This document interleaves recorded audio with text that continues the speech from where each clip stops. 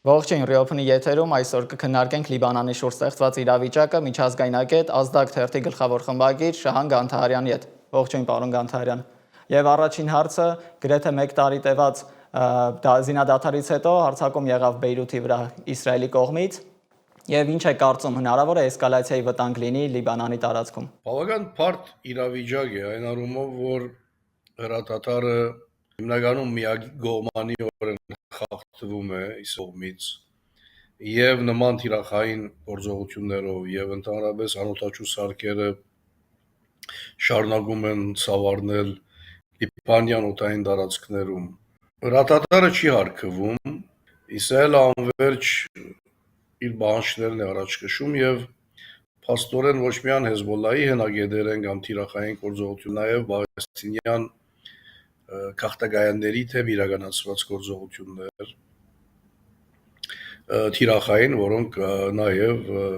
քաղաքացիական զոհեր են խլում։ Բարձ է, որ Հեզբոլլայի առաջադրանքը ընդհանրապես իր սահմանամերձ շրջանը անմարդաբնակ դարձնելն է, անվտանգության կոդի ձևավորելու առաջադրանքն է եւ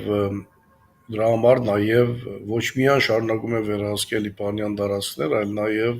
խախտել հրատատարը։ Չեմ կարծում, որ հակառակ նրան, որ բազմաթիվ են խոսակցությունները, որ կարող է պատերազմը վերսկսվել, այլ ավելի լայնածավալ բնույթ ստանալ, բայց չեմ կարծում, որ նախքին դարողությամբ պատերազմը կսանցազերծվի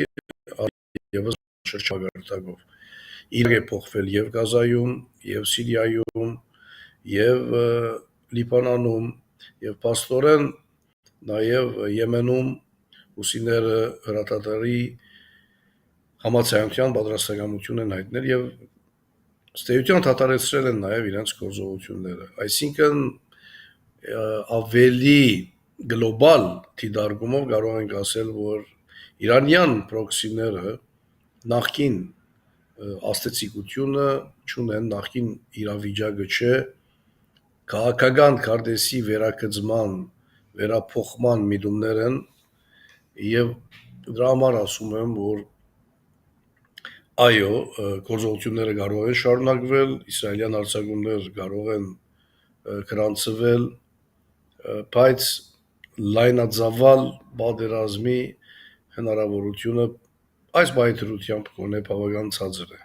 Ինչպես տեսնում ենք, դիմադրության օղակը բավական սեղմվել է Հեզբոլլայի շուրջ, ինչ է կարծում, Հեզբոլլահը կկարողանա համախմբել իր ուժերը եւ պայքար ցույց տալ, թե գրեթե անհնար է դա դարձել։ Օղակը սեղմվել է, այո, եւ փաստորեն բազմաթիվ գործողությունների դիմաց Հեզբոլլահը չի պատասխանել։ Հիվանդատարություն խոսում է։ Եվ Թել Ավիվ մասին, բայց դա ավելի պատրվակ պիտի ծառայեցվի իսրայելյան հարձակումները շարունակելու, որ Հեզբոլլահը կպատրաստվի հակադարձելու։ Նույն ուրեմն հազելու այդ նույն տեմպերը, նույն տարողությունները չկան, ուրեմն այդ եւ պրոքսիների առումով այդ վերափոխված պատկերը նկատի ունենալով եւ ինչպես նշեցի, սեղմվել է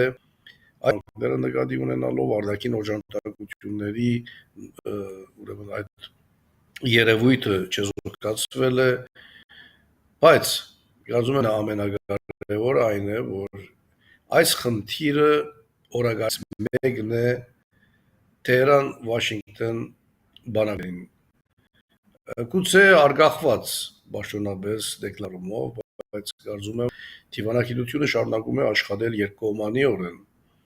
եւ ուրեմն ընդհանրապես Իրանի թերի վերաիմաստավորման տարածաշրջանում վերաիմաստավորման վերասահմանման այսօրվա ընդհանուր բանակցությունների համատեքստում պետք է փորձեն կանխատեսել կամ ավելի ճիշտը դիտարկել այն բոլոր գործընթացները, որոնք նաև իշարս այլ ուղղությունների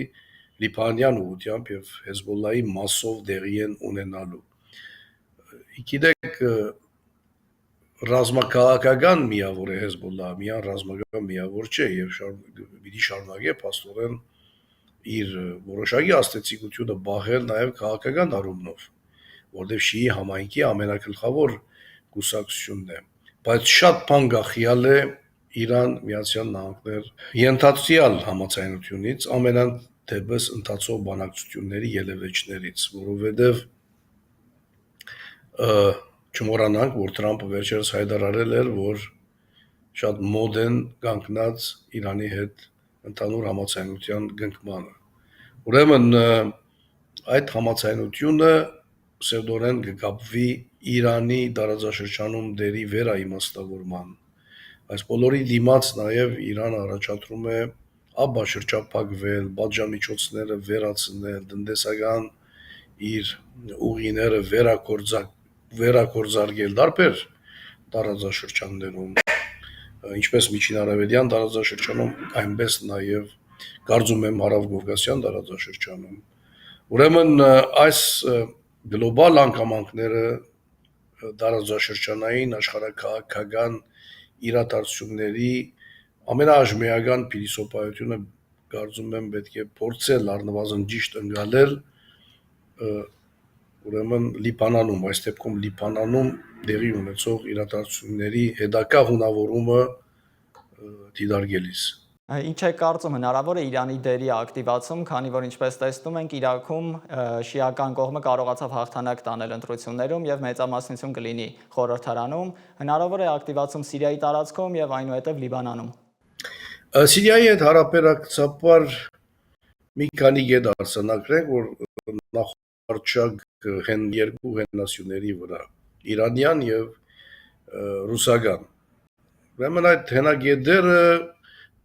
լուրջ հարված ստացան, ինչը ուրեմն առաջնորդեց նաև փլուզմանը։ Կարող ենք նաև գործարքային որոշակի դրամապահության բարունակում դիտարկել, ամենայն դեպս ասոցիալ կոդիների վերացևավորում, վերափոխում գրանցվեց այնտեղ։ Ուրեմն իրանյան հենակետերը դուրս են եկել եւ իրանյան օժանդակությունների այդ ուղին չի աշխատում Սիրիա, Լիբանան եւ փոխադարձաբար։ Ուրեմն ես քիչ առաջ ասում էի, որ Հեզբոլլա ռազմաքաղաքական միավոր է եւ քաղաքական ակտիվությունը չի բացառվում։ Գիտեք, ծրագիրը շատ մեծ է, Միավորված ազգերի կազմակերպության 1701 բանաձևը, որը խոսում է նաեւ իսրայելյան ուժերի լիբանյան տարածքներից հեռացման մասին, հրադադարի հարկման մասին, այսինքն հասարություններ ստանձնել է նաև Իսրայելը, որը առ այսօր չի իրականացնում եւ պահանջում է, որ լիբանյան կողմը Հեզբոլլահը եւ լիբանյան կառավարությունը, Բաշարական Բեյրութը իր փանակով ուրեմն փոխարինի Հեզբոլլայի թիրքերը, հենակետերը հատկապես հարավում։ Բայց քիչ առաջ ասում էի, որ Իսրայելի առաջադրանք ընդհանրապես ոչ միայն Հեզբոլլա, ընդհանրապես անվտանգության բաֆեր զոների ուրեմն ձևավորումն է, որովհետև սահմանամերձ շրջաններում նաև ժողովրդի արկայությունը Իսրայելի համար վտանգ է, այսինքն անվտանգային խնդիրները նաև ժողովրդական հարթություն ունեն Իսրայելի հարաբերակցությամբ եւ ուրեմն այդ բոլոր ռազմական բախումների ներխուժման տեսքով դեպի Սիրիա, լիբանյան տարածքների վերահսկում եւ այլն, այս բոլորը խոսում են այն մասին, որ Իսրայելի անվտանգային հայեցակարգը իր սահմանամերձ շրջանների անվտանգության կոդիներ ձևավորելու այս ռազմաքաղաքականությունը ամբողջ որոշ դեպի Իսրայել կամ Իսրայել հարևան երկրներ սահմանային կոդիները վերածել է անվտանգության կոդիների։ Իրանի թերը այս դեպքում նաև այդները բրթով լեցնելու ուրեմն վերադարձի իրավունքը իրացնելու աշխատելն է։ Իսկ ությունը ենթադրում է ֆինանսական զորներ, որովհետև շինարարական ակտերի մասը ավերված քաղաքներ են, շրջաններ են, տարածքներ են,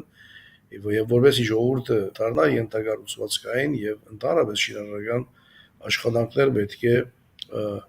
ուրեմն մեծ թափով գազམ་ակերպվեն։ Գիտեք, միջազգային ընտանիքը իր օժանդակությունները պայմանավորում է լիբանյան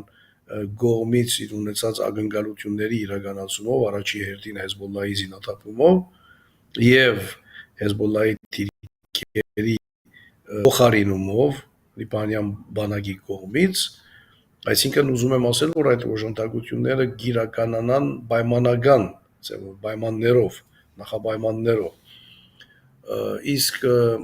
Իրանին պաստորեն առ այս պահը չի թույլատրվում այդ տարածքներում վերականգնողական աշխատանքներ ցերնարգել եւ համապատասխան ներդրումներ անել։ Ուրեմն